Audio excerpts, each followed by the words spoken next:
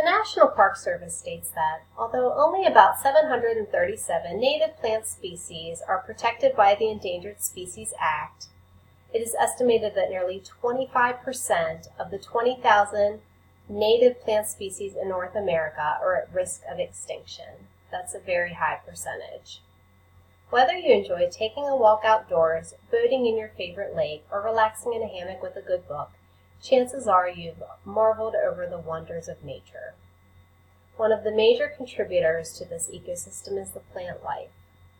Native plants are defined as plants that were present in North America prior to the European settlement.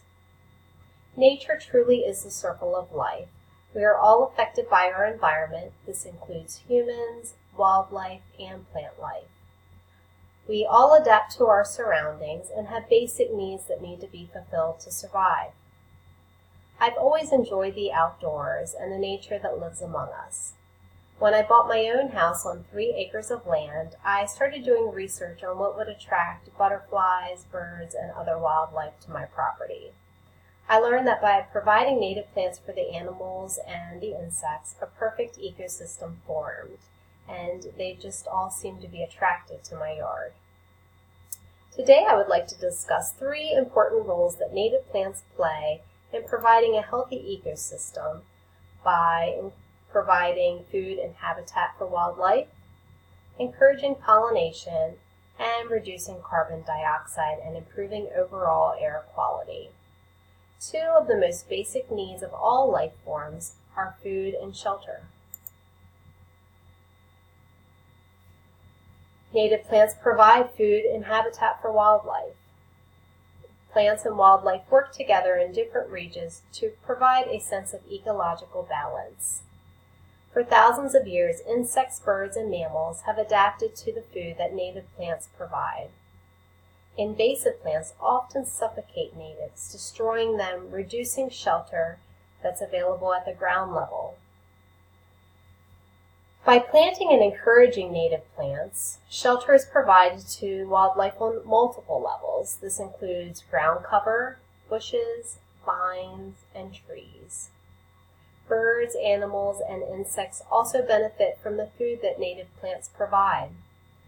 These plants provide a multitude of different nuts, seeds, and fruit during different seasons throughout the year.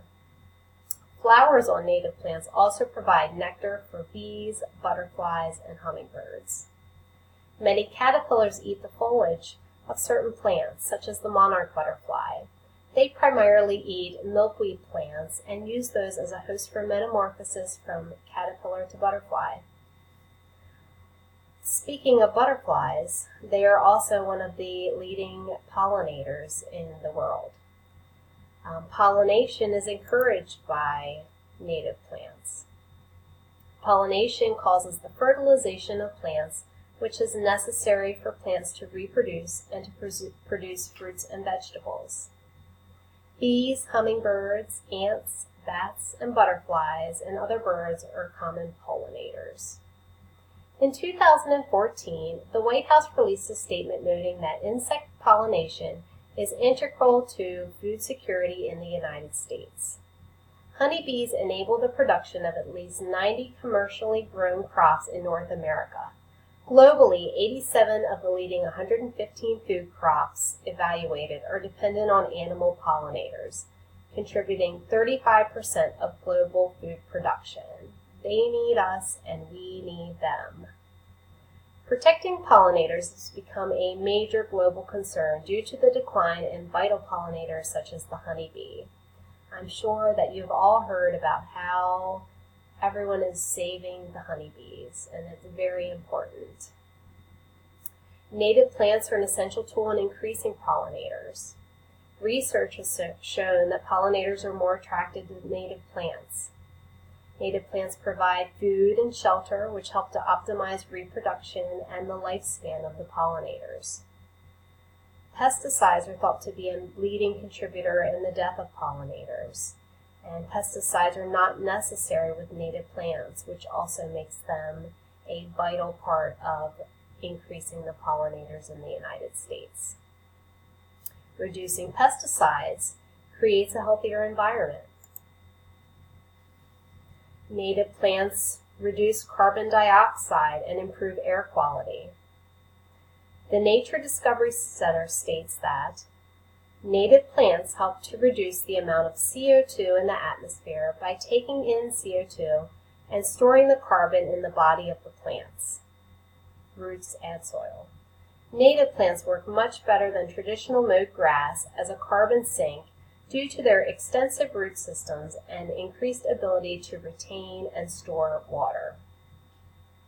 Native plants have adapted over many years to the local soil and environmental factors and conditions, which creates their improved root system.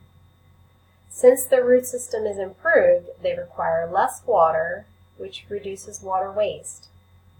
Native plants also remove carbon dioxide from the air. There are also benefits from the decreased use of chemical agents. Since native plants have adapted to the local soil conditions, they do not require fertilization, and they are often more resilient to plant diseases, which decrease the use of pesticides. By increasing the use of these plants, there is less lawn, which creates a decrease in the use of gas-powered mowers and other equipment used to maintain a manicured lawn. Also reduces the amount of time that you spend mowing your yard on a weekly basis. We are all part of an amazing ecosystem, and we each have our roles within that system. It is important to see how each one of the contributors is significant and dependent on each other for survival. Native plants are essential in providing nutrients, shelter, and wildlife, encouraging pollination and improving air quality and overall health of the environment. I hope that I was able to assist you today in understanding a little bit more about native plants and their importance in the environment. As John Muir states, the clearest way into the universe is through a forest of wilderness. Thank you.